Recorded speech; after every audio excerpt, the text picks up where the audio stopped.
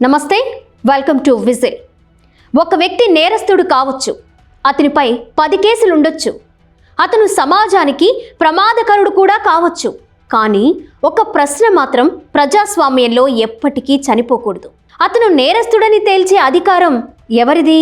పోలీసులదా, ప్రజలదా, లేక రాజకీయ నాయకులదా, లేక న్యాయస్థానానిదా?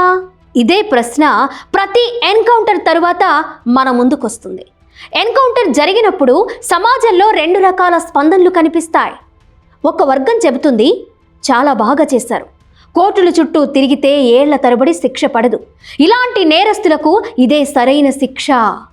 మరో వర్గం చెబుతుంది, నేరస్తుడు ఎంత పెద్దవాడైనా సరే చట్టాన్ని చేతిలోకి తీసుకునే హక్కు ఎవరికీ లేదు. నిజానికి ఈ 2 వాదనల మధ్య ప్రజాస్వామ్యం పరీక్షకు గురవుతోంది. ఎందుకంటే ప్రజలకు కోపం ఉంటుంది, బాధిత కుటుంబాలకు ఆవేదన ఉంటుంది. కానీ న్యాయ వ్యవస్థ కోపంతో పనిచేయదు, సాక్ష్యాలతో పనిచేస్తుంది. ఒకవేళ పోలీసులు ఎవరినైనా కాల్చి చంపితే ఆ వ్యక్తి నిజంగా నేరస్తుడే అని నిరూపించే అవకాశం కూడా ముగిసిపోతుంది. అతను నిర్దోషి అయితే, అతనిపై తప్పుడు కేసు ఉంటే అసలు నిజం ఇంకెప్పటికీ బయటకు రాదు. అందుకే ప్రజాస్వామ్య దేశాలు ఒక సూత్రాన్ని పాటిస్తాయి. న్యాయం జరగాలి మాత్రమే కాదు, న్యాయం జరిగినట్లు కనిపించాలి కూడా. ఎన్కౌంటర్ జరిగిన ప్రతిసారి ప్రజలు చప్పట్లు కొట్టొచ్చు, కానీ ఒక ప్రశ్నను మర్చిపోవద్దు.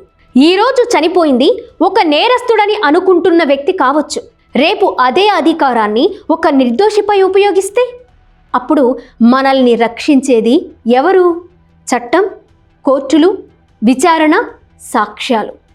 ఇవే ప్రజాస్వామ్యానికి రక్షణ కవచాలు.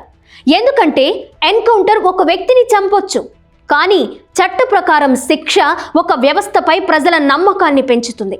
ఇక్కడ మరో వాస్తవం కూడా ఉంది. మన దేశంలో కేసులు సంవత్సరాల తరబడి సాగుతాయి. బాధిత కుటుంబాలు న్యాయం కోసం ఎదురు చూస్తుంటాయి.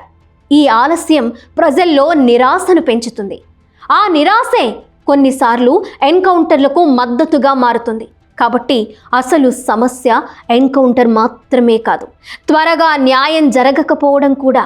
కోర్టులు వేగంగా పనిచేస్తే, దర్యాప్తులు పారదర్శకంగా ఉంటే, శిక్షలు త్వరగా పడితే ఎన్కౌంటర్లకు చప్పట్లు కొట్టే పరిస్థితి తగ్గుతుంది.